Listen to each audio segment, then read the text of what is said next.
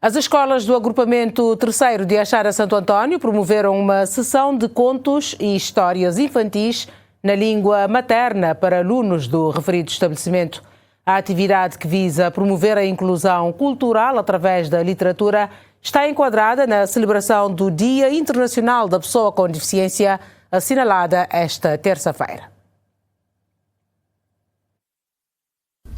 A sessão começou com uma calorosa acolhida, onde as crianças foram convidadas a se sentarem em um ambiente acolhedor, decorado com ilustrações de personagens das histórias locais fluentes em língua materna. Esta sessão de contos e histórias é uma iniciativa que nasce de uma colaboração entre as escolas do agrupamento 3 de Axara Santo António, em concertação com a Cabra Bugs e História para Meninos na Crioulo, com o objetivo de promover maior inclusão dos alunos através de histórias infantis.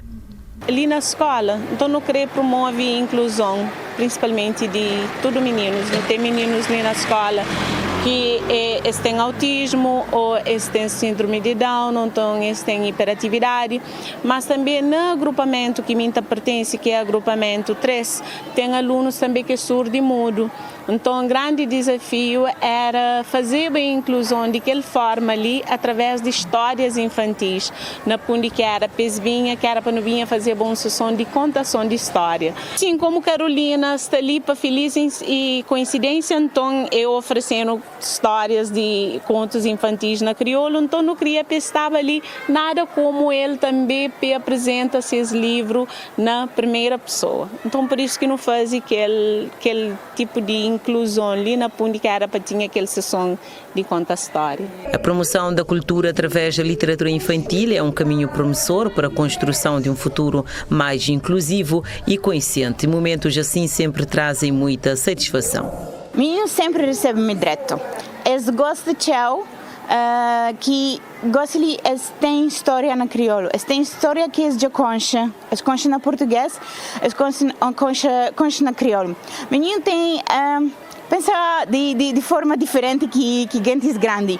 Menino parece que tem diferença se quem é que escreve que livro é o cabo-verdiano, é estrangeiro, parece que ele está fazendo diferença.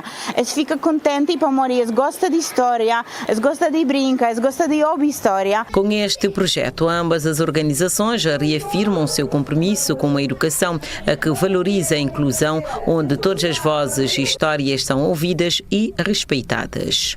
Não quero chegar que os meninos que têm acesso à internet todo dia e assim consegui imprimir já quase 2.000 exemplares de livro e divulga na escola, biblioteca, centro cultural na Cabo Verde, Portugal e na América.